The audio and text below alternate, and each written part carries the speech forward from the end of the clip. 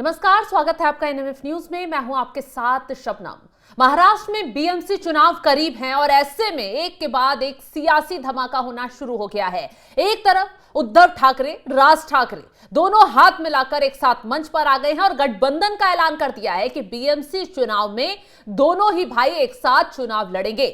यानी कि कांग्रेस को बाहर का रास्ता बीएमसी चुनाव में इस गठबंधन से दिखा दिया गया है। अब उद्धव ठाकरे, राज ठाकरे कांग्रेस को चिढ़ा रहे थे, कांग्रेस को यह दिखाने की कोशिश कर रहे थे कि तुम साथ नहीं आओगी तो भी हमारा गुजारा चल जाएगा। अब देखिए, उद्धव, राज ठाकरे एक मंच पर आए और उसी के कुछ वक्त बाद कांग्रेस ने उद्धव ठाकरे के साथ ही बड़ा खेल कर दिया। ऐसा खेल कि उद्धव ठाकरे और राज ठाकरे की जमीन ही हिल गई ये खबर सुनकर, क्योंकि कांग्रेस ने एक नए दल के साथ बीएमसी चुनाव में उतरने का फैसला कर लिया है, यानी कि गठबंधन का ऐलान कर लिया है। अब जैसे ही महाविकास अघाड़ी के ये दल बिखरे और एक दूसरे के खिलाफ ही चुनौती बनकर खड़े हुए, वैसे ही मुख्यमंत्री देवेंद्र फडणवीस ने भी तंज कस दिया और जिस तरीके से इस महाविकास अघाड़ी में आपस में ही वाद विवाद चल रहा है, उस पर चुटकी लेते नजर आए हैं देवेंद्र फडणवीस। अब आपको आगे मामला समझाएं उससे पहले ग्राफिक्स के जरिए आपको पूरा डिटेल से बताते हैं कि आखिर क्या कुछ हुआ है महाराष्ट्र की राजनीति में बीते 24 घंटे के अंदर। आपको बता दें कि महाराष्ट्र में सियासी हलचल तेज हो गई है। उद्धव और राज ठाकरे मिलकर चुनाव लड़ेंगे, ये क्लियर हो गया है। राज और उद्धव ने बीएमसी समेत 29 नगर निगम चुनाव के लिए हाथ मिला लिया है, एक मंच पर आकर ऐलान कर दिया है। उद्धव ठाकरे और राज ठाकरे ने दोनों दलों के बीच गठबंधन का ऐलान कर दिया है। बाकायदा प्रेस कॉन्फ्रेंस की गई। उद्धव ने सीधे सीधे कहा कि महाराष्ट्र का नेतृत्व केवल ठाकरे ही कर सकते हैं, यानी कि यहां कहीं ना कहीं कांग्रेस को झटका दिया। कांग्रेस ने भी कह दिया, कांग्रेस कभी भी एमएनएस के साथ गठबंधन करने को तैयार नहीं रही और कांग्रेस ने उद्धव को झटका देते हुए बीएमसी चुनाव के लिए आरएसपी के साथ गठबंधन कर लिया है। फडणवीस ने तंज कसते हुए कहा है, ऐसा माहौल बनाया जैसे रूस और यूक्रेन एक साथ आ गए हों।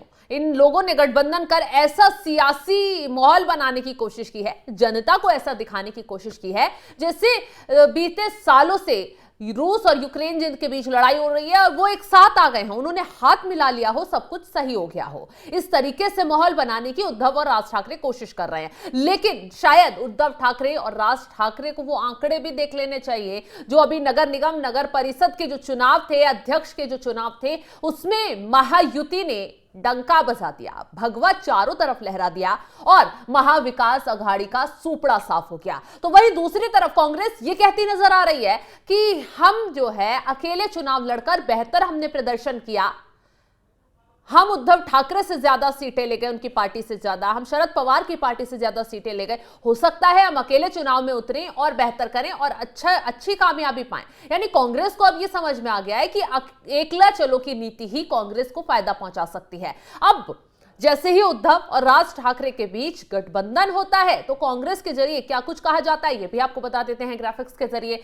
दरअसल विजय वेडेट्टीवार कांग्रेस के नेता हैं, उन्होंने कहा है, हम बिल्कुल खुश हैं जब कोई एक परिवार एकजुट होकर चुनाव लड़ता है तो हमें नाराज होने का कोई कारण नहीं है। लेकिन याद रखें, कांग्रेस कभी भी एमएनएस के साथ गठबंधन करने को तैयार नहीं रही है। तो सीधा सीधा कांग्रेस की तरफ से साफ कह दिया गया। हाल ही में संपन्न हुए म्यूनिसिपल काउंसिल के चुनावों के नतीजों में महाविकास अघाड़ी में कांग्रेस सबसे बड़ी पार्टी बनकर उभरी। ये बात अब सभी को साफ तौर पर दिखाई दे रही है कि कांग्रेस अलग से चुनाव लड़ी और कांग्रेस को फायदा हो गया। यानी कि अब कांग्रेस ने उद्धव ठाकरे और राज ठाकरे को सीधा सीधा तंज कसते हुए निशाने पर लिया। कांग्रेस ने बिना गठबंधन के चुनाव लड़ा, चाहे वो कुल वोट हो, मेयर के उम्मीदवार हो या कॉर्पोरेट की सीटें हो। हमें बाकी दोनों पार्टियों यानी शरद पवार गुट और उद्धव गुट से ज्यादा सफलता मिली है।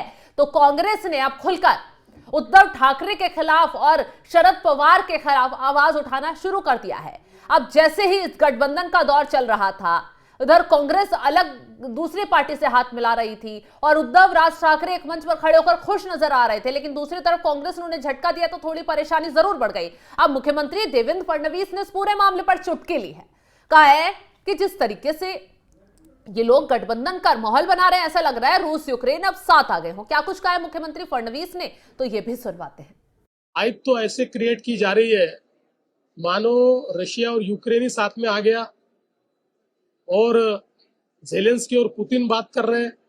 इस प्रकार की हाइप, दो पार्टियां जो अपना अस्तित्व खोज रही है, जिन्होंने अपना अस्तित्व गंवा दिया है, जिन्होंने बार बार भूमिकाएं बदलकर लोगों के बीच अपने बारे में अविश्वास पैदा किया है, जिन्होंने तुष्टीकरण की नीति को अपनाकर एक प्रकार से अपना वोट बैंक खो दिया है, ऐसी दो पार्टियां साथ में आई है, तो उनके साथ में आने से कौन सा फर्क पड़ने वाला है? ये तो दोनों अपना अस्तित्व बचाने के लिए साथ में आए हैं। अस्तित्व बचाने के लिए साथ में आकर कोई चुनाव नहीं जीता जाता। जो मुंबई के लोग हैं, उन्होंने हमारा विकास का काम देखा है। मुंबई के लोगों ने हमने किया हुआ परिवर्तन देखा है। इसलिए मुंबई हमारे साथ है, मुंबई हमारे साथ रहेगी। हमारी महायुति मुंबई जीतेगी। उद्धव जी का बयान है कि अमित शाह और मोदी ये सारी पार्टियां तोड़ने का काम करते हैं, लोगों को चुराने का काम करते हैं। देखिए, उद्धव ठाकरे जी एक बहुत ही निराश और फ्रस्ट्रेटेड इस प्रकार के व्यक्ति है।